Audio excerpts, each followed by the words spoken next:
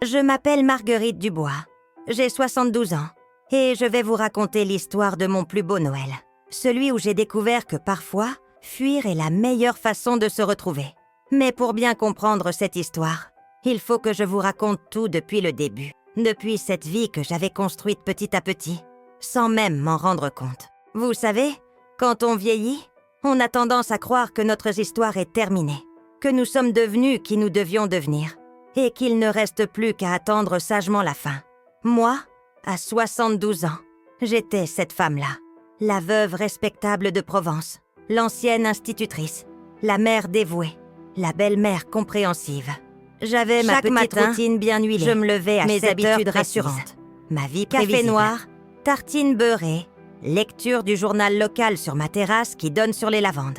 Puis je m'occupais de mon jardin, ce petit paradis que j'avais créé avec mon défunt mari Henri. L'après-midi, lecture, tricot, parfois une visite chez ma voisine Madame Martin. Le soir, télévision. Henri était mort il y a 5 ans d'un infarctus brutal. Sans vague, 50 ans de mariage effacés en une seconde. Au début, la douleur était si intense que je croyais ne jamais pouvoir survivre. Puis, petit à petit, j'avais appris à vivre avec son absence. J'avais même fini par apprécier cette solitude nouvelle. Plus besoin de me préoccuper des goûts de quelqu'un d'autre, plus besoin de négocier mes horaires, mes sorties, mes envies. J'étais libre, même si je n'osais pas encore me l'avouer. Mon fils Antoine venait me voir tous les dimanches avec sa femme Nathalie et leurs 2 enfants, Sophie et Thomas. Des visites qui avaient toujours le même déroulement. Apéritif sur la terrasse, déjeuner que je préparais entièrement, café, puis ils repartèrent vers 16 heures. Antoine jetait toujours un coup d'œil inquiet autour de lui, comme s'il cherchait des signes de ma dégradation mentale ou physique. Nathalie, elle, avait toujours une suggestion à me faire. « Belle maman, vous devriez sortir plus. Il y a un club du 3e âge au village. Belle maman, vous ne trouvez pas que cette maison est trop grande pour vous? Il y a de jolis appartements en centre-ville.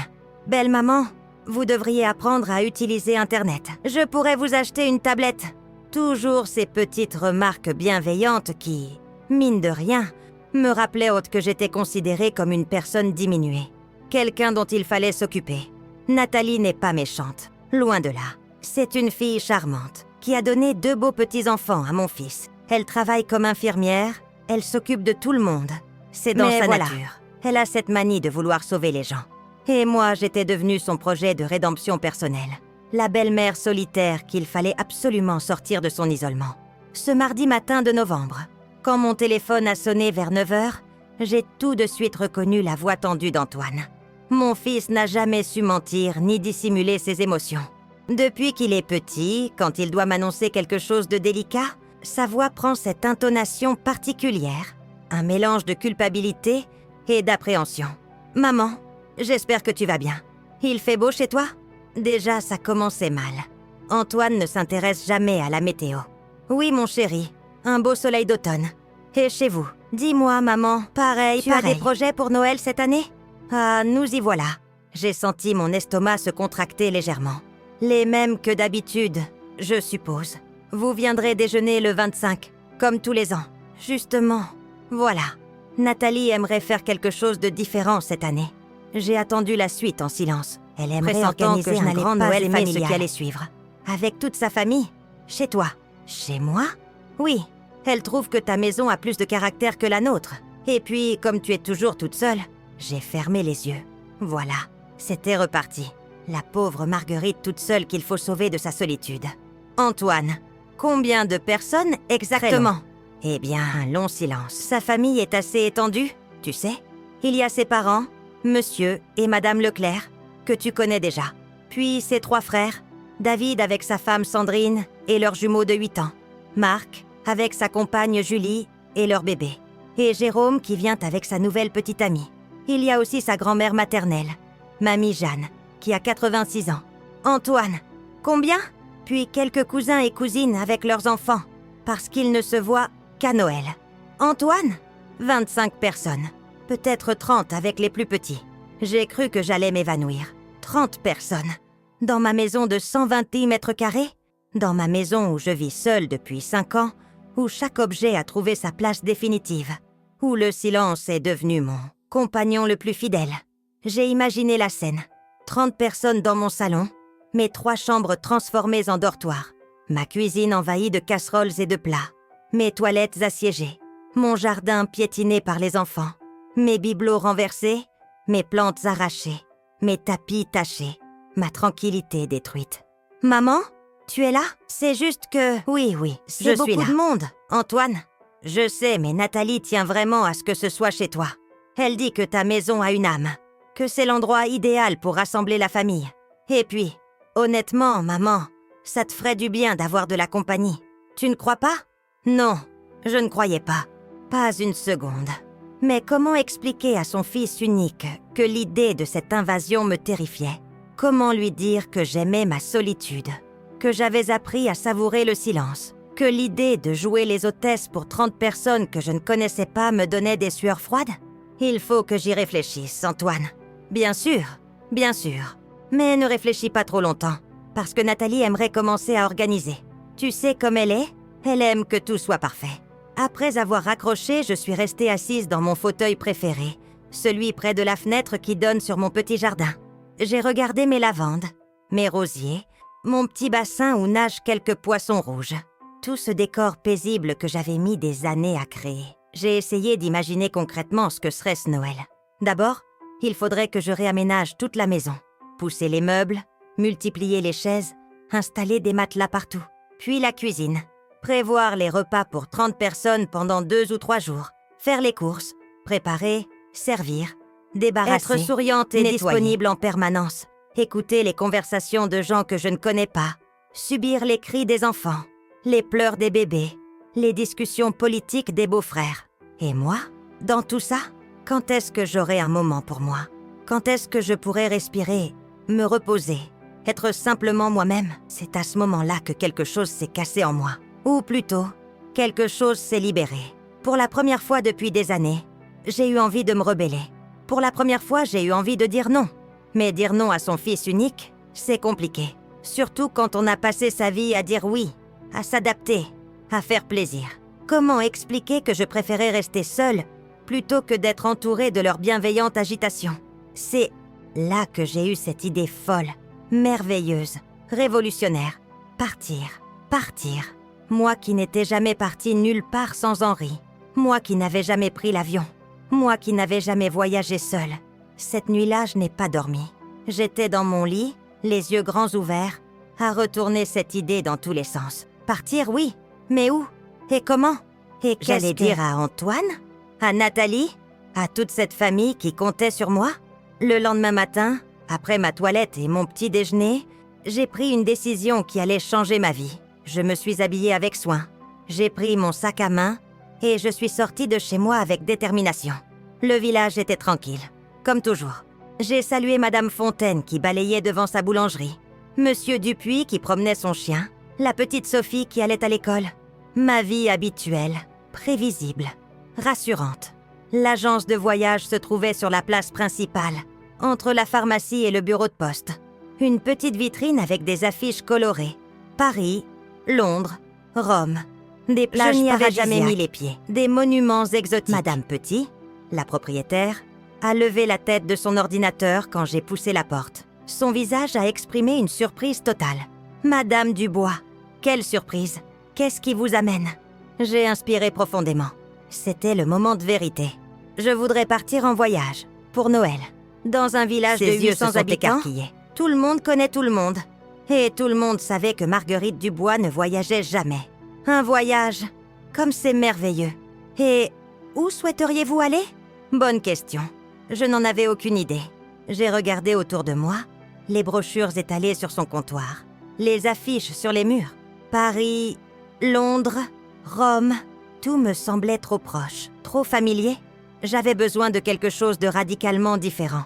Quelque chose qui m'éloignerait complètement de ma vie habituelle. C'est alors que mon regard s'est posé sur une brochure aux couleurs chaudes, avec des photos de palais dorés, de marchés colorés, de déserts orangés.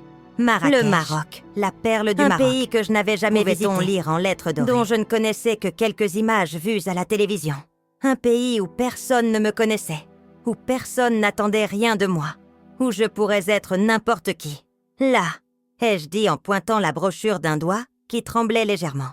Je veux aller là. Madame Petit a pris la brochure et l'a ouverte lentement. Le Maroc!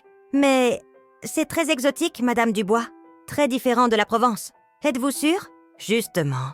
Je veux quelque chose de différent. Et vous partiriez seule? Seule, oui. Elle m'a regardée avec un mélange d'admiration et d'inquiétude. Bien sûr, bien sûr. Il y a de très beaux séjours organisés pour le Maroc. Regardez celui-ci, par exemple. 12 jours Tous à Marrakech repas avec inclus. visite guidée. Il part le 20 Hôtel décembre 4 et étoiles revient le 2 janvier. Parfait! Du 20 décembre au 2 janvier, j'allais rater tout le cirque familial de Nathalie. C'est exactement ce qu'il me faut. Vous êtes sûre?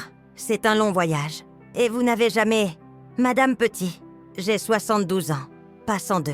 Je suis parfaitement capable de prendre l'avion et de visiter un pays étranger. A souri et a commencé à sortir les formulaires. Bien sûr, bien sûr. Vous avez raison. Il n'y a pas d'âge pour découvrir le monde. Le reste de l'après-midi a filé comme dans un rêve.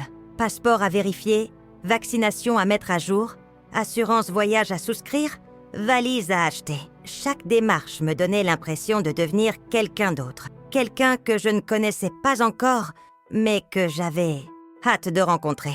Le soir, installée dans mon salon avec tous ces papiers étalés devant moi, j'ai réalisé ce que je venais de faire. J'allais partir seule, au Maroc. Moi, Marguerite Dubois, veuve rangée de 72 ans. J'allais prendre l'avion pour la première fois de ma vie et partir à l'aventure dans un pays inconnu. J'étais terrifiée et excitée à la fois. Restait maintenant la partie la plus délicate, annoncer la nouvelle à Antoine.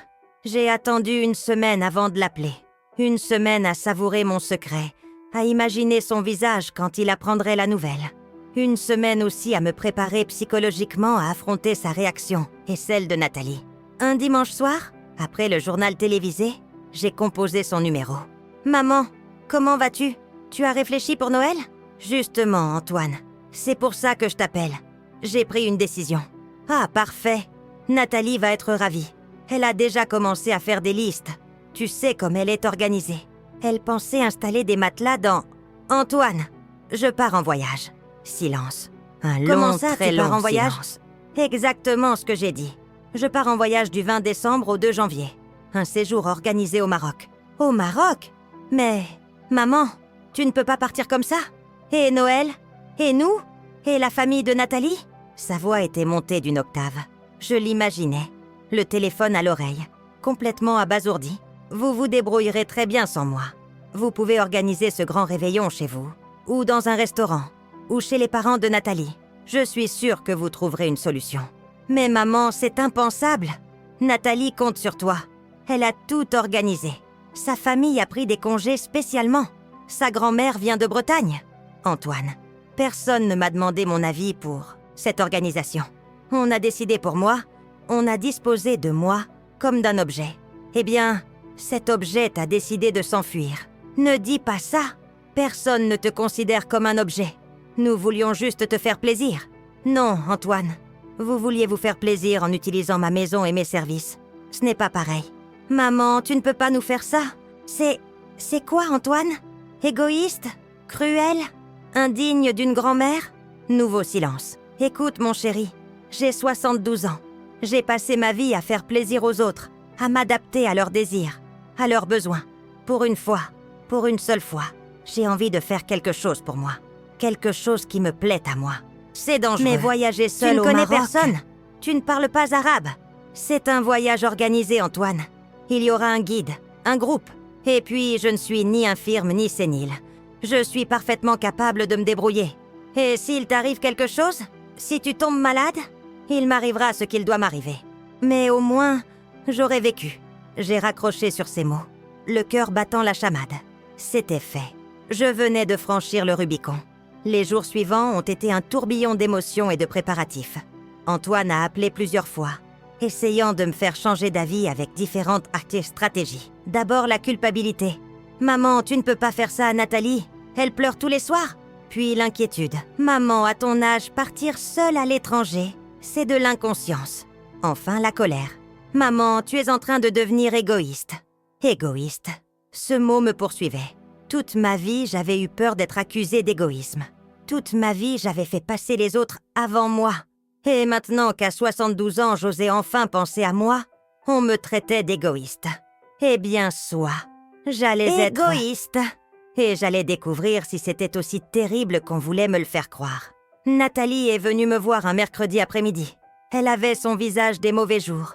Celui qu'elle prend quand elle doit annoncer de mauvaises nouvelles à ses patients. « Belle maman, il faut qu'on parle. » Elle s'est assise en face de moi, a refusé le thé que je lui proposais et m'a regardé droit dans les yeux. J'ai reconnu son expression. C'était celle qu'elle prenait à l'hôpital quand elle devait annoncer de mauvaises nouvelles à ses patients. « Belle maman, j'espère que vous vous rendez compte du mal que vous avez fait. » J'ai versé le thé dans les petits verres marocains, en prenant mon temps, exactement comme Mohamed me l'avait appris. « Quel mal, Nathalie? Comment ça, quel mal? Partir comme ça? Nous abandonner tous. » Ma grand-mère était venue spécialement de Bretagne. Elle a 86 ans. C'était peut-être son dernier Noël. Mes cousins avaient pris des congés. Les enfants avaient préparé un spectacle. Tout le monde était déçu, triste, en colère. J'ai bu une gorgée de thé à la menthe. Cette boisson que j'avais appris à aimer me rappelait instantanément les moments de paix dans les jardins de Marrakech. « Et vous avez annulé ? » ?»« Bien sûr qu'on a annulé. Comment vouliez-vous qu'on fasse sans vous? Sans votre maison ? Tout était prévu chez vous ? » « Nathalie, asseyez-vous et écoutez-moi bien. » Quelque chose dans ma voix l'a surprise. Elle s'est assise. « Ma chère belle-fille, expliquez-moi une chose. À quel moment m'avez-vous demandé si j'avais envie d'accueillir 30 personnes chez moi pour Noël ? Mais c'est évident. Vous êtes toujours seule. Cela vous fait du bien d'avoir de la compagnie. Qui a décidé que cela me faisait du bien? Vous? Antoine? Moi? On ne me l'a pas demandé. Mais voyons, belle maman. Bien sûr que ça vous fait du bien. À votre âge, toute seule dans cette grande maison. Nathalie, j'ai 72 ans, pas 92. Je ne suis ni gâteuse ni diminuée. Je suis parfaitement capable de savoir ce qui me fait du bien ou pas. Mais votre fuite au Maroc, c'était complètement irresponsable et égoïste. Pensez à vous au lieu de penser à la famille. Égoïste, encore ce mot.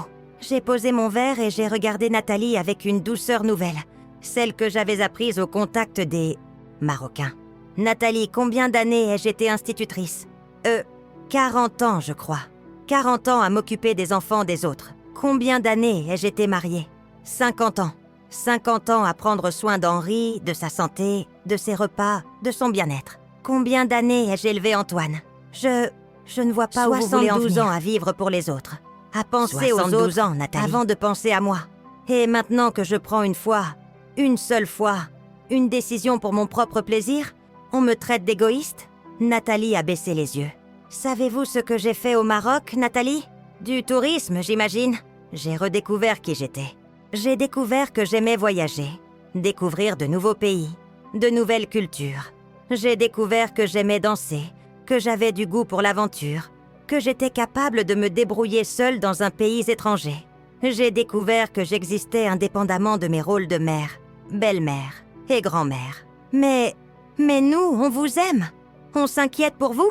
Je sais, et ma moi chérie, aussi, je vous aime. Mais m'aimer, ce n'est pas décider à ma place. Ce n'est pas organiser ma vie selon vos idées de ce qui serait bien pour moi. Nathalie était au bord des larmes. Je voulais juste que vous ne soyez pas seule pour Noël. Que vous vous sentiez entourée, aimée. Venez ici, Nathalie. Elle s'est approchée et je l'ai prise dans mes bras, comme je l'aurais fait avec ma propre fille. Ma chérie, vous partez du principe que solitude égale tristesse. Mais ce n'est pas vrai. Moi, j'aime ma solitude. J'aime pouvoir lire jusqu'à 2 heures du matin sans déranger personne.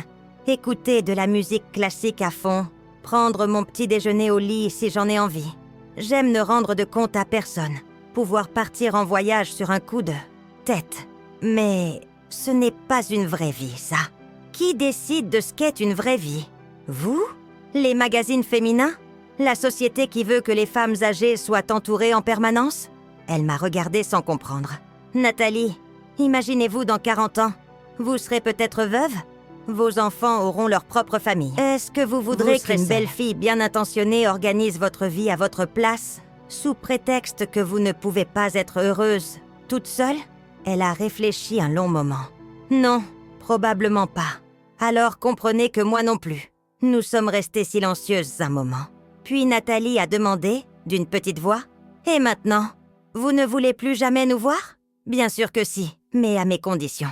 Quand j'en ai envie, pas par obligation. Et surtout en me demandant d'abord mon avis avant d'organiser quoi que ce soit chez moi ou pour moi.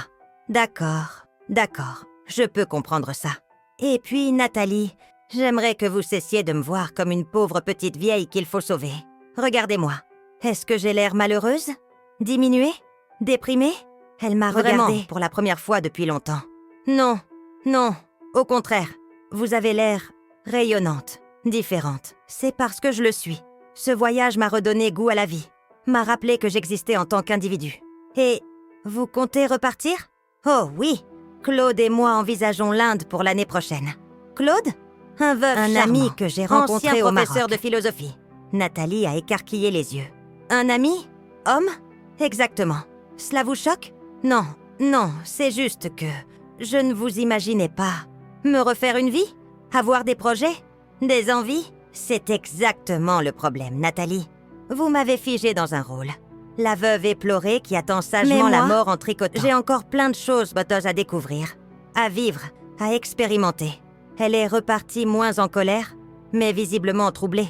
Il lui faudrait du temps pour s'habituer à cette nouvelle belle-mère qui osait avoir ses propres désirs. L'après-midi même, ma voisine Simone Martin est venue aux nouvelles. Alors, Marguerite, ce voyage au Maroc? Extraordinaire, Simone. Le plus beau voyage de ma vie. Tout savoir? Raconte-moi tout. Nous avons passé 2 heures sur ma terrasse, à boire du thé à la menthe pendant que je lui racontais mes aventures. Les souks colorés, les tagines parfumées, les paysages du désert, les jardins luxuriants. Et tu n'avais pas peur? Toute seule? Dans un pays étranger? Si, au début. Mais c'était exactement ce dont j'avais besoin. Cette peur m'a rappelé que j'étais vivante. Tu sais, Marguerite, je t'envie. Moi, je n'oserais jamais. Pourquoi? J'ai peur de ce que diraient les gens. Une femme de notre âge qui part toute seule en voyage, on va jaser au village. Et alors, Simone, nous avons 70 ans passés. À notre âge, qu'est-ce qu'on risque? Qu'on nous retire notre permis de conduire? Qu'on nous exclue? Du club de bridge? Elle a ri. Tu as changé, dis donc. Tu es devenue, comment dire, plus libre. C'est exactement ça. Je me suis libérée. De quoi? Du regard des autres, de la peur de déplaire, de l'obligation d'être toujours celle qu'on attend que je sois. Dans les jours qui ont suivi, j'ai commencé à mettre en œuvre mes nouvelles résolutions. D'abord, j'ai écrit à Claude pour lui donner de mes nouvelles et lui raconter mes premiers jours de retour. Sa lettre de réponse m'a fait chaud au cœur. Chère Marguerite, je suis ravie d'apprendre que vous maintenez le cap. Moi aussi, j'ai dû faire face à l'incompréhension de mes proches. Mais tenez bon, nous avons le droit d'être heureux à notre façon. Avez-vous réfléchi à l'Inde? J'ai trouvé un circuit magnifique pour l'automne prochain. Ensuite, je me suis inscrite à un cours de poterie au centre culturel de la ville voisine. 2 fois par semaine, je retrouvais d'autres passionnés pour apprendre à façonner l'argile. Mes mains, qui n'avaient servi que pour les tâches ménagères et éducatives, découvraient le plaisir de créer. J'ai aussi rejoint un club de lecture, où nous débattions chaque mois d'un livre différent. Ces discussions m'ouvraient des horizons nouveaux, me forçaient à réfléchir, à argumenter, à défendre mes opinions. Et puis, j'ai commencé à apprendre l'italien. Pourquoi l'italien? Simplement parce que j'aimais la sonorité de cette langue et que j'avais envie de comprendre les opéras que j'écoutais depuis des années. Chaque nouvelle activité était une façon de dire « Je suis vivante, j'existe, j'ai des curiosités, des envies, des projets. » Antoine a eu du mal à s'habituer à ces changements. Un dimanche, il m'a appelé pour me demander si je pouvais garder les enfants. « Désolé mon chéri, mais j'ai poterie cet après-midi. » Poterie? Depuis quand tu fais de la poterie? Depuis que j'ai décidé d'apprendre des choses nouvelles. Tu peux demander à Nathalie de les emmener ou les confier à ses parents. Mais maman, tu as toujours été disponible pour garder les petits. Justement, Antoine. Toujours. Il est temps que j'apprenne à dire non quand j'ai d'autres projets. Un autre jour, il m'a invité à dîner un samedi soir. Samedi, ce n'est pas possible. J'ai club de lecture. Club de lecture? Le samedi soir? Oui. Nous discutons du livre du mois autour d'un verre de vin. C'est très stimulant. Mais le samedi soir, c'est fait pour la famille. Qui a décidé ça? Le samedi soir, c'est fait pour faire ce qui nous plaît. Et moi, il me plaît de parler littérature avec des gens passionnés. Antoine était déstabilisé par ces nouveaux refus. Lui qui avait toujours eu une mère disponible, compréhensive, prête à s'adapter à ses besoins, découvrait une femme qui avait ses propres priorités. Mais petit à petit, il s'est habitué. Il a même commencé à me poser des questions sur mes activités, à s'intéresser à ce que je créais en poterie, aux livres que je lisais. Tu sais, maman, Sophie m'a dit que tu étais devenue cool. Cool? Elle dit que maintenant, tu fais plein de choses intéressantes, que tu racontes de belles histoires sur tes voyages, que tu as des bijoux bizarres mais jolis. J'ai ri. Ma petite fille de 10 ans me trouvait cool. C'était un compliment que je n'avais jamais pensé recevoir un jour. Et Thomas, qu'est-ce qu'il dit? Il dit que maintenant, grand-maman fait de la vaisselle rigolote. Mes créations en poterie. C'est vrai qu'elles n'étaient pas parfaites, mais elles avaient du caractère. Au printemps, Claude est venu me rendre visite en Provence. Il avait pris le TGV depuis Lyon et je suis allée le chercher à la gare d'Avignon. Nous ne nous étions pas vus depuis le Maroc, mais nos lettres régulières avaient entretenu notre complicité. Marguerite, vous êtes resplendissante. C'était vrai, ces mois de nouvelle vie m'avaient transformée. J'avais perdu quelques kilos. Je m'habillais avec plus de fantaisie. Je portais des bijoux berbères qui égayaient mes tenues. Mais surtout, j'avais cette étincelle dans les yeux qu'ont les gens heureux de vivre. Claude a passé une semaine chez moi. Nous avons visité la région avec des yeux de touriste, redécouvrant des endroits que je connaissais depuis toujours, mais que je regardais maintenant différemment. Nous avons fait de longues promenades, parlé de tout et de rien, préparé ensemble ce voyage en Inde qui devenait de plus en plus concret. Antoine est venu dîner un soir pour rencontrer Claude. J'appréhendais cette rencontre, craignant qu'il ne voie dans mon ami une menace ou une inconvenance. Mais les deux hommes se sont bien entendus. Claude, ancien professeur, avait cette façon de parler qui rassure les fils. Inquiet. Il n'était pas là pour remplacer Henri, mais pour partager avec moi cette nouvelle aventure qu'était ma renaissance. « Il est bien, ton Claude », m'a dit Antoine en repartant. « C'est un ami précieux. Tu l'aimes ?» Je l'aime comme on aime à notre âge, sans passion dévorante, mais avec une affection profonde et une complicité rare. Il me comprend. Qu'est-ce qu'on peut demander de ma liberté? Il partage mes curiosités. Tu es heureuse, maman? Complètement. Pour la première fois depuis des années, je me lève chaque matin avec l'envie de découvrir ce que la journée va m'apporter. L'été est arrivé avec ses parfums de lavande et ses cigales. J'ai continué mes activités, mes découvertes, mes apprentissages. Ma maison s'enrichissait régulièrement de nouveaux objets. Mes poteries, lectures, des livres découverts au club exotiques que j'expérimentais au jardin. Nathalie s'habitait progressivement à ma transformation. Un jour, elle est venue me voir avec une demande surprenante. « Belle maman, j'aimerais que vous me racontiez encore votre voyage au Maroc, en détail. Pourquoi? Parce que moi aussi, j'aimerais partir seule en voyage. Peur de laisser les enfants. Juste peur que ça ne se fasse pas, pour une mère de famille. Mais j'ai peur. Nathalie, peur de quoi? Asseyez-vous. Nous allons parler. Peur de ce que dira Antoine. J'ai préparé du thé à la menthe et nous nous sommes installés dans le salon. Ma chérie, combien d'années avez-vous passé à vous occuper des autres? D'abord vos patients à l'hôpital, puis Antoine, puis les enfants? 15 ans de mariage, plus mes études d'infirmière. Une vingtaine d'années. Et dans ces 20 années, combien de temps avez-vous consacré uniquement à vous? Elle a réfléchi longuement. Pas beaucoup.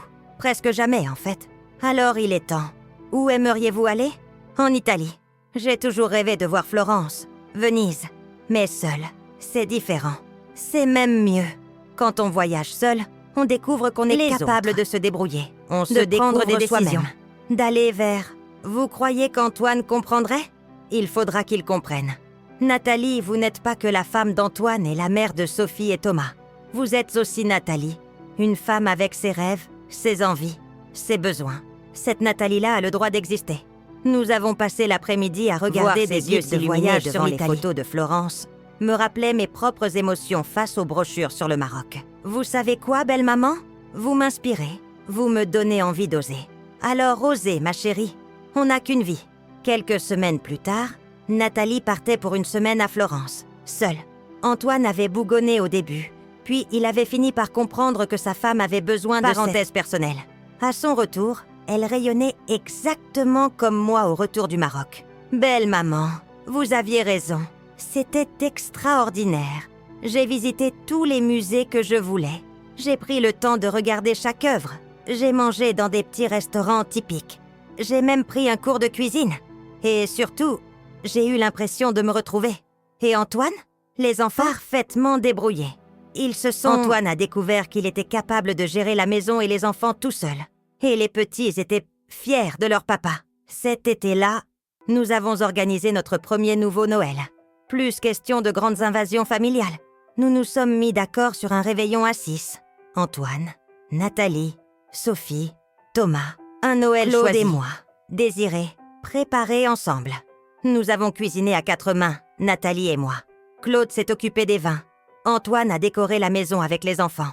Chacun a participé selon ses envies, sans obligation, sans contrainte. Le soir du réveillon, assise à ma table dressée avec mes plus beaux couverts et décorée de mes créations en poterie, j'ai regardé autour de moi. Ma famille restreinte, mais choisie. Claude qui était devenu un membre à part entière de notre petit cercle. Mes petits-enfants qui me racontaient leurs dernières découvertes. Mon fils et ma belle-fille qui avaient appris à me voir autrement. Alors, belle-maman, comment trouvez-vous ce Noël-ci par rapport à celui de l'année dernière ? M'a demandé Nathalie en souriant. Incomparable, ai-je répondu. L'année dernière, j'ai découvert qui j'étais. Cette année, je partage qui je suis devenue avec les gens que j'aime vraiment. Et pas de regret pour le Maroc ? Aucun. C'est grâce à ce voyage que j'ai pu créer ce Noël-ci. Après le dîner, quand les enfants ont été couchés, nous sommes sortis dans le jardin regarder les étoiles. Claude m'a pris la main. Une année déjà depuis notre rencontre au Maroc, la plus belle année de ma vie, ai-je murmuré. Et l'Inde, toujours partante ? Plus que jamais. J'ai hâte de découvrir ce nouveau pays. Nous aussi, on aimerait bien voyager, a dit Nathalie. Pas forcément aussi loin, mais découvrir d'autres endroits en famille. Et pourquoi pas, ai-je répondu. Profitez-en. Vous êtes de jeunes. Les enfants sont en âge de voyager. J'ai regardé ma maison transformée. Les couleurs du Maroc se mêlaient harmonieusement à mon décor provençal. Les coussins berbères côtoyaient mes vieux meubles de famille. Le service à thé marocain trônait sur ma table française. Et dans tout ça, mes créations en poterie apportaient une note personnelle et imparfaite qui me ressemblait. Cette maison, c'était l'image de ce que j'étais entre ce que j'avais toujours été, un mélange, et ce que j'avais découvert de moi-même. Au moment de nous séparer, Antoine m'a serré dans ses bras. « Maman, je te dois des excuses. Pourquoi ? Pour avoir cru que je savais mieux que toi ce qui était bon pour toi. Pour avoir voulu t'enfermer dans un rôle. Pour ne pas avoir vu que tu étais en train de t'éteindre à petit feu. Tu ne pouvais pas savoir, mon chéri. Moi-même, je ne le savais pas vraiment. Si tu n'avais pas eu le courage de partir au Maroc, tu serais peut-être encore cette femme triste qui se contentait de subir sa vie. Mais j'ai eu ce courage. C'est ça qui compte. Et maintenant ? Maintenant, je vis. Vraiment. À 73 ans, j'ai enfin appris à vivre pour moi tout en aimant les autres. C'est un équilibre que je n'avais jamais trouvé avant. Claude et moi sommes partis pour l'Inde en mars. 3 semaines de découvertes extraordinaires. Les couleurs incroyables de Jaipur, la magie du Taj Mahal, les backwaters du Kerala, les temples de Madurai. Chaque jour apportait son lot d'émerveillements. Mais au-delà des paysages et des monuments, c'était encore une fois la découverte de moi-même qui m'a le plus marqué. Cette capacité d'adaptation, cette ouverture aux autres, cette curiosité insatiable, tout cela existait en moi depuis toujours. Mais j'avais mis 72 ans à le découvrir. Au retour de ce voyage, j'ai pris une décision importante. J'ai commencé à écrire. Écrire mes souvenirs, mes découvertes, mes réflexions sur cette renaissance tardive mais merveilleuse. Pourquoi tu écris, grand-maman ? Pour me souvenir de tout ce que j'ai découvert. Où elle me trouvait et peut-être aussi pour aider d'autres personnes de mon âge à comprendre qu'il n'est jamais trop tard pour changer de vie. Tu vas écrire un livre ? Peut-être. On verra bien. Et tu raconteras l'histoire de ton voyage au Maroc ? Entre autres, oui. Moi, je trouve que c'est la plus belle histoire du monde. Une grand-mère qui s'envole pour échapper à Noël et qui découvre qu'elle est encore jeune dans sa tête. Sophie avait tout compris. À 10 ans, elle avait saisi l'essentiel. Que l'âge n'est qu'un chiffre, que la vraie jeunesse est dans le cœur et dans la curiosité. Aujourd'hui, 2 ans après mon égoïste Noël marocain, je peux dire que c'est la meilleure décision que j'ai jamais prise. Ce voyage m'a offert bien plus qu'un dépaysement. Il m'a rendu ma liberté. Je ne suis plus la veuve résignée qui attendait sagement la fin. Je suis une femme active, curieuse, aventureuse. J'ai mes projets, mes amis, mes passions. Claude et moi préparons déjà notre prochain voyage, le Japon. À 74 ans, je vais découvrir les cerisiers en fleurs. Mes relations avec ma famille ont trouvé un nouvel équilibre. Antoine et Nathalie ont appris à me voir comme une personne à part entière, pas seulement comme leur mère et belle-mère. Ils me demandent mon avis avant d'organiser quoi que ce soit. Ils s'intéressent à mes activités. Ils respectent mes choix. Sophie et Thomas ont une grand-mère qui leur raconte de vraies aventures, qui leur apprend que la vie peut être une découverte permanente, que l'âge n'est pas une prison. Et Nathalie est devenue une vraie complice. Elle a pris goût au voyage solitaire et part désormais tous les ans découvrir une nouvelle destination. L'an dernier, c'était l'Espagne. Cette année, elle hésite entre la Grèce et le Portugal. Belle maman, m'a-t-elle dit récemment. Merci. Que prendre soin de soi n'était pas de l'égoïsme, de m'avoir appris qu'on pouvait être mère et épouse. Quant au Noël, sans s'oublier, ils ont trouvé leur rythme. Parfois, nous nous retrouvons en famille restreinte. Parfois, Claude et moi partons en voyage. Parfois, nous invitons quelques amis. L'important, c'est que chacun puisse exprimer ses désirs et que nous trouvions ensemble un compromis qui convienne à tous. L'année dernière, c'est moi qui ai proposé d'inviter Madame Martin, ma voisine, qui se retrouvait seule pour les fêtes depuis la mort de son mari. Nous étions 7 à table, et c'était parfait, choisi, désiré, partagé. En repensant à ce fameux appel d'Antoine, il y a maintenant 3 ans, je mesure le chemin parcouru.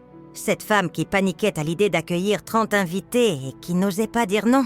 À sa place, cette femme-là n'existe plus. Il y a une Marguerite épanouie qui a appris à concilier amour des autres et amour de soi. Une femme qui dit oui quand elle en a envie, non quand elle n'en a pas envie, et qui ne culpabilise plus de faire ses propres choix. Mes amis du club de lecture me disent souvent que j'ai de la chance d'avoir découvert ma vraie personnalité. Mais ce n'est pas de la chance, c'est du courage. Le courage de décevoir, de déranger, de ne plus correspondre à l'image qu'on attend de vous. Le courage de fuir aussi. Car parfois, il faut fuir pour mieux se retrouver. Si je devais donner un conseil aux femmes de mon âge qui se reconnaîtraient dans mon histoire d'avant, ce serait celui-ci. N'attendez pas. N'attendez pas d'être plus vieille. N'attendez pas que les autres vous donnent l'autorisation. N'attendez pas d'avoir moins peur. Prenez votre sac, choisissez votre destination et partez. Partez vers l'inconnu. Partez vers vous-même. Vous découvrirez peut-être comme moi qu'il y a en vous une femme que vous ne soupçonniez pas. Une femme libre. Une femme vivante. Et si vos proches vous reprochent votre égoïsme, tant de choses, souriez-leur gentiment et répondez-leur ce que je réponds maintenant quand on me fait ce reproche. 72 ans d'altruisme, ça mérite bien quelques années d'égoïsme, non? Car au fond, prendre soin de soi, c'est aussi prendre soin des autres. Une femme épanouie est une meilleure mère, une meilleure belle-mère, une meilleure amie. Une femme qui est installée dans mon salon a refusé le thé que je lui proposais et m'a regardé droit dans les yeux. Vous ne pouvez pas nous faire ça. Faire quoi, Nathalie? Partir comme ça? Abandonner votre famille à Noël? Ma grand-mère a 86 ans. C'est peut-être son dernier Noël. Mes cousins ont pris des congés spécialement. Tout le monde était tellement content de vous rencontrer. Enfin, Nathalie, ma chérie, personne ne m'a demandé si moi, j'étais contente de les rencontrer. Mais bien sûr que vous êtes contente. Vous vous ennuyez toute seule dans cette grande maison. Vous n'avez aucune distraction, aucune vie sociale. Et qui vous a dit que je m'ennuyais? Mais c'est évident. À votre âge, seule, sans activité. Nathalie, arrêtez-vous un instant et écoutez-vous parler. Vous décidez de ce que je ressens sans me demander mon avis. Vous organisez ma vie sans me consulter. Vous disposez de moi comme d'un meuble. Ce n'est pas vrai. Nous vous aimons. Nous nous inquiétons pour vous. Vous vous inquiétez de l'image que donne une belle-mère solitaire. Ce n'est pas pareil. Elle s'est mise à pleurer. Vraiment pleurer. Avec de gros sanglots qui lui secouèrent les épaules. Je voulais juste que vous soyez heureuse. Que vous vous sentiez entourée. Aimée. J'ai été touchée malgré moi. Nathalie n'est pas méchante. Elle est même très gentille. Mais sa gentillesse m'étouffait. Ma chérie, venez ici. Elle s'est approchée, écoutez-moi, et je l'ai prise dans mes bras. Je suis heureuse. Peut-être pas de la façon dont vous l'imaginez, mais je suis heureuse. J'aime ma solitude. J'aime ma tranquillité. J'aime pouvoir lire jusqu'à minuit sans déranger personne. Prendre mon petit déjeuner à l'heure que je veux. Écouter de la musique classique sans qu'on me demande de baisser le son. Mais ce n'est pas une vraie vie, ça? Qui décide de ce qu'est une vraie vie? Vous? La société? Les magazines féminins? Elle m'a regardée sans comprendre. Nathalie, imagine-toi dans 40 ans. Ton mari sera peut-être mort. Tes enfants auront leur propre famille. Tu seras seule. Est-ce que tu voudrais qu'une belle fille bien intentionnée organise ta vie à ta place? Elle a réfléchi un moment, puis a secoué la tête. Non, Probablement pas. Alors comprends que moi non plus. Elle est repartie moins en colère, mais toujours triste. J'ai eu un pincement au cœur. Je n'aimais pas faire de la peine, même quand j'avais raison. Les préparatifs de mon voyage ont continué. J'ai acheté des vêtements appropriés au climat marocain. Robes légères, châles, chaussures de marche confortables. Depuis des années, j'achetais chaque achat était une petite révolution. Convenable. Là, pour la première fois, je choisissais des couleurs vives, des tissus fluides, des coupes qui me plaisaient. Dans le magasin de vêtements, la vendeuse, une jeune fille d'une vingtaine d'années, m'a aidée à choisir. « Cette robe turquoise vous va à merveille, madame. Elle fait ressortir vos yeux. » Mes yeux. Depuis quand quelqu'un avait-il remarqué mes yeux? D'Henri, j'avais eu l'impression de devenir invisible, transparente. Et voilà qu'une inconnue remarquait mes yeux. « Vous partez quelque part ?»« Au Maroc, toute seule. » Waouh, quel courage! Moi, je n'oserais jamais partir seule à l'étranger. Vous n'avez pas peur? Si, terriblement. Mais j'ai encore plus peur de ne pas y aller. Elle m'a regardée avec admiration. Vous m'inspirez. Ma grand-mère, elle n'ose même plus sortir de chez elle. Vous partez à l'aventure. C'est formidable. En rentrant chez moi, les bras chargés de paquets, j'ai croisé ma voisine, Madame Martin. Elle arrosait ses géraniums devant sa porte. Alors, Marguerite, on fait du shopping? Au Maroc. Je pars en voyage, lâcher son arrosoir. Au Maroc? Toute seule? Toute seule. Mais... Et Antoine? Et Nathalie? Ils se débrouilleront. Elle m'a regardée comme si j'avais annoncé que j'allais sur la Lune. Tu es sûre que tout va bien, Marguerite? Tu n'es pas... fatiguée? Fatiguée. C'était le code pour dire un peu dérangée. Quand une personne âgée fait quelque chose d'inhabituel, on dit qu'elle est fatiguée. Je n'ai jamais été aussi en forme, Simone. Et c'était vrai. Depuis que j'avais pris cette décision, je me sentais revivre. J'avais l'impression qu'une énergie nouvelle coulait dans mes veines. La semaine précédant mon départ, Antoine et Nathalie sont venus me voir une dernière fois. Condamnés à mort. « Maman, on a trouvé un restaurant qui peut nous accueillir le 25, mais ce ne sera pas pareil. » Rien n'est jamais pareil, mon chéri. C'est ça, la vie. Et si tu changeais d'avis, il n'est pas trop tard. Je suis sûre qu'on peut annuler ton voyage. Antoine, regarde-moi. Regarde-moi vraiment. Il a levé les yeux vers moi. Qu'est-ce que tu vois? Je vois ma mère. Non, tu vois une vieille dame que tu crois devoir protéger. Mais moi, quand je me regarde dans la glace depuis quelques semaines, je vois quelqu'un d'autre. Je vois une femme qui a encore des choses à découvrir, à vivre, à expérimenter. Mais maman, Antoine, j'ai été ta mère pendant 45 ans. J'ai été la femme d'Henri pendant 50 ans. J'ai été institutrice pendant 40 ans. Aujourd'hui, pour la première fois de ma vie, je vais être juste moi. Juste Marguerite. Tu peux comprendre ça? Il a hoché la tête lentement. J'essaie, maman. J'essaie. Le 20 décembre au matin, Antoine est venu me conduire à l'aéroport de Marseille. Ma valise était dans le coffre. Neuve, turquoise, comme ma nouvelle robe. Dedans, il y avait tous mes nouveaux vêtements, mes nouveaux espoirs, ma nouvelle personnalité. À l'aéroport, Antoine m'a serré très fort dans ses bras. « Prends soin de toi, maman. Et amuse-toi bien. » Je vais essayer, mon chéri. Tu nous appelleras? Tu es vraiment en train de changer, dis donc. Il a souri tristement. Il était temps, tu ne crois pas? Je l'ai embrassé une dernière fois et je me suis dirigée vers les portes d'embarquement. En me retournant, j'ai vu qu'il était encore là, à me regarder partir. Mon petit garçon de 45 ans qui voyait sa maman s'envoler vers l'inconnu. Dans l'avion, j'étais assise à côté d'un couple de retraités parisiens. Les Moreau, qui partaient eux aussi découvrir le Maroc. « C'est votre premier voyage là-bas ?» m'a demandé Madame Moreau. « Mon premier voyage tout court, ai-je avoué. »« Tout court? Comment ça? Je n'ai jamais pris l'avion. Je n'ai jamais voyagé sans mon mari. » Ils m'ont regardé avec étonnement. « Et votre mari? Et c'est maintenant que vous décidez de voyager? » Oh, pardonnez-moi. Il fallait bien que je commence un jour. Monsieur Moreau a hoché la tête approbateur. « Vous avez raison. Ma première femme est morte à 52 ans. J'ai cru que ma vie était finie. Et puis, un jour, je me suis dit qu'elle n'aurait pas voulu que je reste enfermée dans ma douleur. Alors, j'ai recommencé à vivre. J'ai rencontré Jacqueline 5 ans plus tard. Sa femme lui a pris la main en souriant. « On n'a qu'une vie, » a-t-elle ajouté. « Autant en profiter tant qu'on peut. » Quand l'avion a décollé, j'ai senti mon cœur s'emballer. De peur, d'excitation, d'émotion.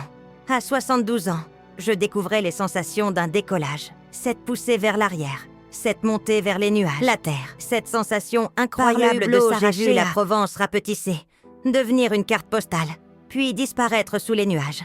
Quelque part là-dessous, il y avait ma maison, mon jardin, ma vie d'avant. Et moi, j'étais là-haut, dans ce tube métallique qui m'emportait vers l'inconnu. Les 3 heures de vol ont passé comme dans un rêve. Les Moreau m'ont raconté leur précédent voyage, leurs découvertes, J'écoutais, leurs fascinée, aventures, en me demandant pourquoi j'avais attendu si longtemps pour découvrir qu'il existait un monde au-delà de mon petit village provençal. L'arrivée à Marrakech a été un choc sensoriel absolu. Dès la sortie de l'avion, la chaleur m'a enveloppée comme une caresse. En décembre, pendant qu'en France, tout le monde grelottait, moi je découvrais la douceur d'un hiver L'aéroport tropical. De Marrakech bruissait d'une activité colorée. Des hommes en djellaba, des femmes voilées, des enfants aux yeux noirs immenses, des touristes de toute nationalité. Les odeurs étaient inédites. Épices, menthe, parfums inconnus. Les sons aussi. Cette langue arabe aux sonorités chantantes, cette musique qui semblait flotter dans l'air. Notre Il guide nous s'appelait attendait Mohamed. avec un panneau. La cinquantaine. Groupe, Découverte découverte mariné par le soleil et un sourire éclatant. Bienvenue au Maroc, mes amis. Bienvenue dans mon pays. Je vais être votre guide pendant ces 12 jours et je vous promets que vous allez découvrir des merveilles. Dans le car qui nous menait vers l'hôtel, j'ai regardé défiler cette ville incroyable. Des palmiers partout, des murs ocre rouge, des minarets qui pointaient vers le ciel. Une circulation chaotique où voitures, motos, ânes et piétons semblaient danser ensemble dans un ballet organisé. L'hôtel était un rêve des 1001 nuits. Un riad traditionnel transformé en hôtel de charme, avec des jardins luxuriants, des fontaines qui chantaient, des mosaïques partout, des senteurs de jasmin et de rose. Ma chambre donnait sur un patio fleuri où des oiseaux exotiques voltaient librement. Je me suis assise sur mon lit et j'ai regardé autour de moi. Tout était si différent de ma petite chambre provençale. Les murs étaient ornés de zéliges bleus et blancs, le plafond sculpté dans le bois de cèdre, les rideaux d'un rouge profond comme je n'en avais jamais vu. J'ai ouvert ma valise et j'ai sorti ma nouvelle robe turquoise. Dans le miroir de la salle de bain, j'ai eu un choc. Cette femme que je voyais, était-ce vraiment moi? Le changement de décor, de lumière, avait transformé mon reflet. Je ne ressemblais plus à la veuve sage de Provence. J'avais l'air vivante. Le premier soir, nous avons dîné tous ensemble sur la terrasse de l'hôtel. Notre groupe était composé d'une quinzaine de personnes. Les Moreau que j'avais rencontrés dans l'avion, un couple de jeunes mariés lyonnais en voyage de noces, une famille parisienne avec 2 adolescents, plusieurs retraités venus de différentes régions de France. Et puis il y avait Claude Bertrand, 68 ans, veuf depuis 3 ans, ancien professeur de philosophie à Lyon. Il était assis en face de moi et m'observait avec curiosité. « Excusez-moi, madame ?»« Dubois, Marguerite Dubois. »« Excusez-moi, madame Dubois, mais puis-je vous demander ce qui vous amène ici? Vous ne semblez pas être une habituée des voyages organisés. » J'ai souri. Il était perspicace. « Vous avez raison. C'est mon premier voyage. Mon baptême de l'air, pourrait-on dire. Fuir, qu'est-ce qui vous a décidé? Fuir Noël. L'envie de fuir. Fuir ma belle-fille et ses 25 invités. Fuir l'image qu'on a de moi. Fuir ce qu'on attend de moi. » Il a hoché la tête avec compréhension. « Je vois. Moi, c'est un peu pareil. Mes enfants voulaient absolument que je passe Noël avec eux, pour que je ne sois pas seule, disait-il. Mais leur pitié me pesait plus que ma solitude. Nous avons ri ensemble, complices. Et vous ne regrettez pas? M'a-t-il demandé. J'ai regardé autour de moi. Les palmiers illuminés, les senteurs d'Orient, cette douceur dans l'air, ces gens souriants. Pas une seconde. Le lendemain matin, notre première visite était la Médina, la vieille ville de Marrakech. Mohamed nous a conduits à travers un labyrinthe de ruelles étroites. Les souks, où se pressaient ces marchés couverts dont j'avais entendu parler mais que je n'aurais jamais imaginé aussi fascinant. Chaque pas était une découverte. Ici, un marchand d'épices avec ses pyramides de paprika, de curcuma, de cannelle. Là, un vendeur de tissus avec des soies chatoyantes, des velours brodés d'or, des cotons aux couleurs éclatantes. Plus loin, des artisans qui travaillaient le cuir, le métal, des merveilles d'artisanat, créant sous nos yeux. Les odeurs se mélangeaient. Épices, cuir, menthe, parfum, transpiration, pain chaud. Les sons aussi, les cris des marchands, le martèlement des artisans, les conversations en arabe, les négociations passionnées des touristes. J'étais éblouie, étourdie, ravie. Jamais de ma vie je n'avais vécu une expérience sensorielle aussi intense. À côté de ça, mon petit marché de Provence semblait bien d'or et d'argent. Dans une échoppe de tissu, un homme d'âge mûr aux yeux malicieux a entamé la danse du marchandage. Pour vous, Madame la Française, ce châle magnifique, 300 dirhams, c'est trop cher, ai-je répondu timidement. Mohamed, notre guide, s'est approché et m'a glissé à l'oreille. Proposez 150 dirhams et ne cédez pas. La négociation a duré 20 minutes. Le marchand et moi avons joué un jeu ancestral, mi-sérieux, mi-théâtral. Il invoquait sa famille nombreuse, ses difficultés financières, la qualité exceptionnelle de sa marchandise. Moi, j'invoquais ma modeste retraite, le prix exorbitant du voyage, la distance qui me séparait du Maroc. Finalement, nous nous sommes mis d'accord sur 200 dirhams. Le marchand a emballé mon châle avec cérémonie et m'a dit « Madame, avec ce sourire éclatant, ce châle vous va magnifiquement. Il fait ressortir vos beaux yeux et donne à votre visage la lumière d'une jeune femme. » J'ai ri, flatté malgré moi. Cela faisait si longtemps qu'un homme ne m'avait pas fait de compliments. En sortant de l'échoppe, Claude m'attendait. Alors, première expérience du marchandage. Épuisante mais passionnante. C'est exactement ça. J'ai l'impression d'avoir participé. Le commerce est un art, une danse, un jeu, bien plus vivant que nos supermarchés aseptisés. Nous avons continué notre visite ensemble. Claude était un compagnon de découverte idéal, cultivé sans être pédant, curieux de tout, avec un humour discret qui rendait nos conversations très agréables. Dans un café au cœur de la Médina, nous nous sommes arrêtés pour boire un thé assis sur des coussins colorés, entourés du brouhaha permanent du souk. Nous avons parlé de nos vies d'avant. « Vous savez, Marguerite, » m'a dit Claude, « je commence à croire que nous avons découvert quelque chose d'important en venant ici. » « Quoi donc ? Que nous existons encore, pas seulement comme des rôles. La veuve, le père, la grand-mère, le retraité, mais comme des individus à part entière, propres désirs, avec nos propres curiosités. Vous avez raison.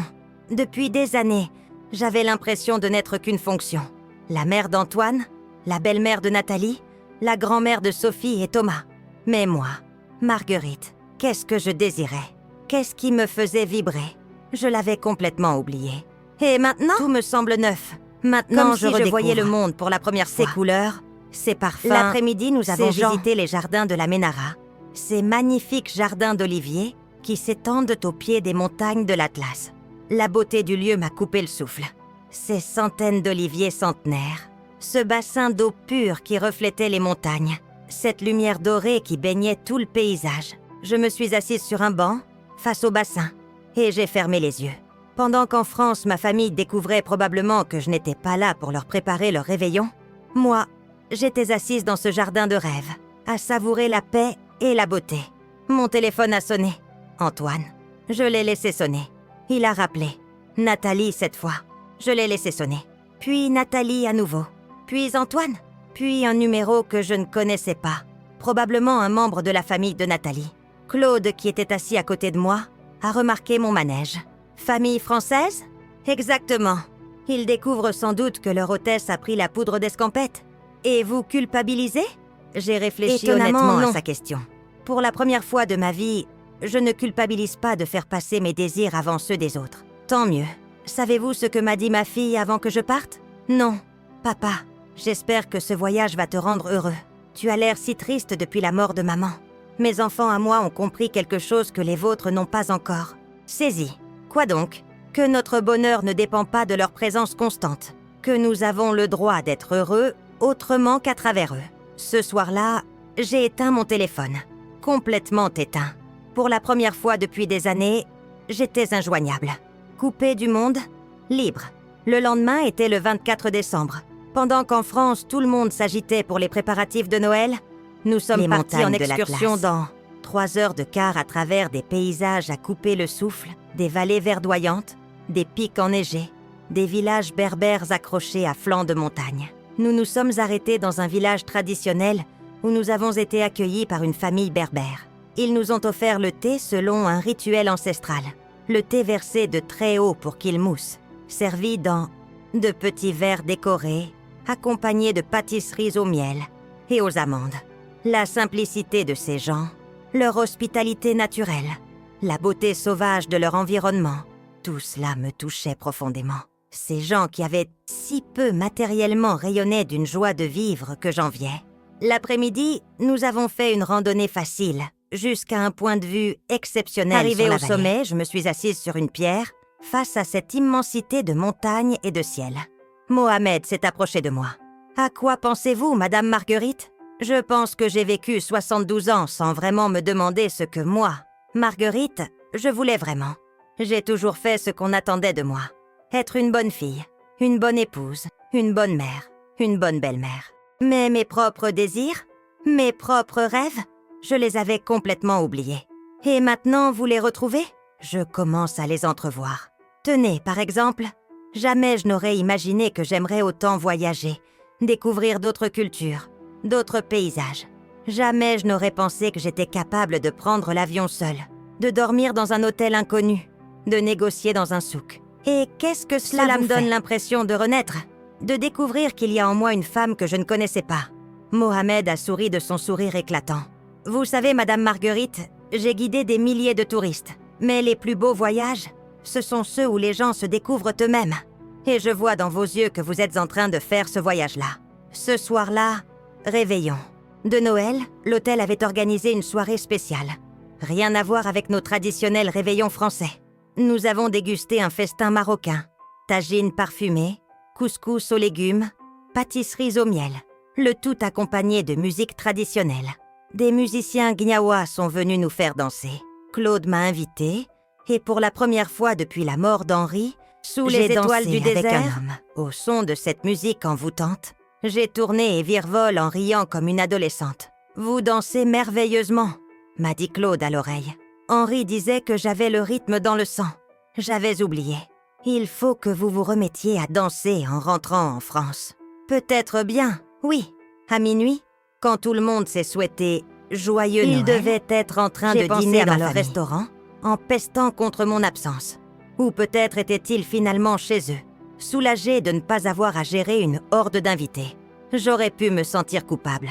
J'aurais pu regretter. Mais non. À cet instant précis, sous le ciel étoilé de Marrakech, entouré de mes nouveaux amis, je savais que j'étais exactement où je devais être. Claude s'est approché de moi. « Alors, Marguerite, aucun regret ?»« Aucun. Et vous ?»« Aucun. C'est le plus beau Noël que j'ai passé depuis la mort de ma femme. » Nous sommes restés un moment silencieux, côte à côte, à regarder les étoiles. « Vous savez, Claude, » ai-je murmuré, « je crois que j'ai découvert quelque chose d'important. »« Quoi donc ?»« Qu'il n'est jamais trop tard pour recommencer à vivre. » Filé comme un rêve merveilleux. Les jours, nous avons visité la célèbre place Djemaa El Fna avec ses charmeurs de serpents, ses conteurs, ses danseurs. Nous avons découvert les tombeaux saadiens, la mosquée de la Koutoubia, les jardins de Majorelle avec leurs bleus éclatants. Chaque jour apportait son lot de découvertes, d'émerveillements, de surprises. J'apprenais à marchander, à goûter des plats inconnus, à communiquer par gestes avec les locaux. Pour moi, des bijoux berbères, des épices parfumées, des tissus chatoyants, des poteries colorées. Dans un atelier de poterie, j'ai même essayé de tourner un vase. Mes mains, guidées par l'artisan, ont donné forme à l'argile. C'était maladroit, imparfait, mais c'était moi qui l'avais fait. En rentrant, je me suis promis de m'inscrire à un cours de poterie. Claude et moi sommes devenus de véritables complices. Nous partagions nos découvertes, nos émotions, nos réflexions sur cette nouvelle vie qui s'ouvrait à nous. Sans être amoureux au sens traditionnel du terme, nous avions dépassé cet âge. Nous formions un couple d'amis, de complices dans cette aventure qu'était notre renaissance. Un soir, alors que nous nous promenions dans les jardins de l'hôtel, il m'a pris la main. « Marguerite, puis-je vous poser une question indiscrète ? Allez-y. Qu'est-ce que vous allez faire en rentrant ? Comment allez-vous concilier cette nouvelle Marguerite avec votre ancienne vie ?» J'ai réfléchi longuement avant de répondre. Je ne sais pas encore exactement, mais je sais que je ne peux plus redevenir celle que j'étais. Cette femme qui disait toujours oui, qui s'effaçait derrière les désirs des autres, qui avait peur de déranger. Cette femme-là est morte quelque part entre la Médina et les jardins de la Ménara. Et la nouvelle Marguerite ? La nouvelle Marguerite va apprendre à dire non quand elle n'a pas envie. Elle va s'inscrire à des cours, elle va voyager, elle va danser, elle va vivre, tout simplement. Vos proches vont avoir du mal à s'habituer, probablement. Mais ce ne sera plus mon problème. Mon problème, maintenant, c'est d'être heureuse. Le 29 décembre, nous avons fait notre dernière excursion. Une journée dans le désert d'Agafay. Nous avons roulé pendant des heures à travers des paysages lunaires, des étendues de cailloux et de sable à perte de vue. Puis nous sommes arrivés dans un campement bédouin, où nous avons déjeuné sous une tente traditionnelle. L'après-midi, promenade à dos de chameau. Moi, Marguerite Dubois, 72 ans, juchée sur un chameau dans le désert marocain. Si on m'avait dit ça 6 mois plus tôt, j'aurais éclaté de rire. Le soir, dîner autour d'un feu de camp, sous un ciel criblé d'étoiles comme je n'en avais jamais vu. Des musiciens berbères nous ont joué leurs mélodies ancestrales. Dans cette immensité silencieuse, je me suis sentie à la fois infiniment petite et infiniment vivante. Claude était assis à côté de moi. Nos épaules se touchaient. Des regrets, Marguerite? Oui, un seul. Lequel? De ne pas avoir fait ça plus tôt. Le 30 décembre, dernier jour. Nous avons passé la matinée à faire nos derniers achats dans les souks. J'ai acheté un service à thé en métal ciselé, des coussins brodés, un tapis berbère. Autant d'objets qui allaient transformer ma petite maison provençale, lui donner des couleurs, de la vie, du caractère. L'après-midi, dernière séance de farniente au bord de la piscine de l'hôtel. J'ai nagé, moi qui ne me baignais plus depuis des années. Puis je me suis allongée au soleil en relisant les notes que j'avais prises dans mon carnet de voyage. 12 jours de liberté absolue. 12 jours où j'avais été uniquement moi-même, sans rôle à jouer, sans attente à satisfaire. 12 jours où j'avais redécouvert que j'existais indépendamment de mon statut de mère, belle-mère, veuve, retraitée. Le soir, dîner d'adieu avec tout le groupe. Échange d'adresses, promesse de se revoir. Claude et moi avons décidé de correspondre et peut-être de refaire un voyage ensemble. Où aimeriez-vous aller la prochaine fois? M'a-t-il demandé. L'Inde. Ça me tente énormément. L'Inde? Mais c'est encore plus dépaysant que le Maroc. Justement, j'ai goût au dépaysement. Maintenant, dans ma chambre en faisant ma valise, j'ai étalé sur le lit tous mes achats. Chaque objet racontait une histoire, évoquait un moment de découverte, de plaisir, de liberté. Ce n'étaient pas de simples souvenirs, c'étaient les talismans de ma renaissance. J'ai aussi rallumé mon téléphone. 43 messages. Antoine, Nathalie, des numéros inconnus. Je n'ai écouté aucun message. À la place, j'ai envoyé un SMS à Antoine. Je rentre demain. Mon chéri, je vais très bien. Nous parlerons. Je t'aime. Le vol retour a été mélancolique. Je quittais ce pays magique où j'avais redécouvert qui j'étais vraiment. Par le hublot, j'ai vu s'éloigner cette terre rouge et or qui m'avait offert ma liberté. Mais dans mes bagages, j'emportais bien plus que des souvenirs et des cadeaux. J'emportais une nouvelle façon de voir la vie, une nouvelle façon de me voir moi-même. J'emportais le goût de l'aventure, l'appétit de découverte, le courage de dire non. J'emportais une nouvelle Marguerite. À l'aéroport de Marseille, Antoine m'attendait. Il avait l'air fatigué, soucieux. Nous nous sommes embrassés et il a pris ma valise. Alors, maman, ce voyage? Merveilleux. Absolument merveilleux. Ces collines sèches, tu as l'air différente. Ces oliviers, cette lumière dorée que je connaissais si bien dans la voiture, c'était beau. Pendant qu'il conduisait. Mais après les couleurs éclatantes du paysage provençal, cela me semblait un peu terne. Maman, il faut qu'on parle. Je t'écoute. Nathalie était très malheureuse. Sa famille aussi. Ils ont fini par annuler le réveillon. Tout le monde était déçu. Et vous? Comment avez-vous passé Noël? Pas pareil. Nous sommes allés au restaurant. Où tu étais? Qu'est-ce que tu leur as dit? Que grand-maman était partie en voyage. Sophie a dit que tu avais de la chance. J'ai souri. Ma petite fille de 10 ans avait compris quelque chose que les adultes n'arrivaient pas à saisir. Antoine, arrête-toi s'il te plaît. Nous devons avoir une vraie conversation. Quoi? Pourquoi? Il s'est garé sur une aire de repos. Arrête-toi. Nous sommes sortis de la voiture et nous nous sommes assis sur un banc face au paysage provençal. Mon fils, écoute-moi bien. Pendant 72 ans, j'ai vécu la vie qu'on attendait de moi. J'ai été la fille obéissante de mes parents, l'épouse dévouée d'Henri, ta mère attentive, puis la belle-mère compréhensive et la grand-mère disponible. Jamais je ne me suis demandé ce que moi je désirais. Mais maman, laisse-moi finir.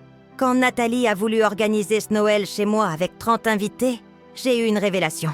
Je n'existais plus qu'à travers les désirs des autres. Mes propres envies, mes propres besoins. Personne ne s'en souciait. Pas même moi. Antoine baissait la tête. Et alors, tu sais quoi? Je suis partie. J'ai vécu les 12 plus beaux jours de ma vie. J'ai découvert un pays magnifique. J'ai rencontré des gens formidables. J'ai goûté à 1000 saveurs nouvelles. J'ai dansé, j'ai ri, J'ai été moi pour la première fois depuis des décennies. Je ne comprends pas, maman. Tu n'as jamais été que toi-même. Non, Antoine. J'ai toujours été ce que vous attendiez que je sois. La mère parfaite, la belle-mère compréhensive, la grand-mère gâteau. Mais Marguerite, la femme avec ses désirs, ses curiosités, ses envies d'aventure. Cette femme-là, je l'avais oubliée. Nous sommes restés silencieux un moment. « Et maintenant ?» a-t-il murmuré. « Maintenant, je vais essayer de concilier les deux. D'être votre mère et belle-mère, mais aussi d'être moi. Je choisirai ce qui me fait plaisir. Signifie que parfois, je dirai non. Parfois, je ne serai pas disponible parce que j'aurai mes propres projets. Nathalie va avoir du mal. Nathalie apprendra. Ou pas. Mais ce ne sera plus mon problème principal. Mon problème principal, désormais, c'est d'être heureuse. Et tu l'es. Vraiment heureuse. Heureuse ? Nous avons repris la route pour la première fois depuis des années. Antoine réfléchissait. Oui, je le voyais à sa façon de froncer les sourcils. Moi, je regardais défiler le paysage en pensant aux transformations que j'allais apporter à ma vie. Quand nous sommes arrivés chez moi, j'ai retrouvé ma petite maison intacte. Mes plantes avaient survécu grâce à Madame Martin qui les avait arrosées. Mes bibelots étaient à leur place. Tout était exactement comme je l'avais laissé. Mais moi, j'avais changé. J'ai défait mes valises avec un plaisir immense. Chaque objet rapporté du Maroc était comme une promesse de changement. J'ai accroché le châle brodé dans mon salon. Ses couleurs vives contrastaient magnifiquement avec mon décor sobre. J'ai disposé les coussins berbères sur mon canapé, installé le service à thé sur ma table basse, étalé le petit tapis dans l'entrée. Ma maison gardait sa personnalité, mais elle s'enrichissait de couleurs, de textures, de souvenirs vivants. Le lendemain matin, Nathalie est venue. Elle était pâle, les traits tirés. Visiblement, mon absence avait été difficile à vivre. « Belle maman. Bonjour Nathalie, tu veux un thé ?» Elle a regardé avec surprise le service marocain que je disposais. Qu'est-ce que c'est? J'ai appris à le préparer au Maroc. Du thé à la menthe. Belle maman, il faut qu'on parle. Je t'écoute. Elsie,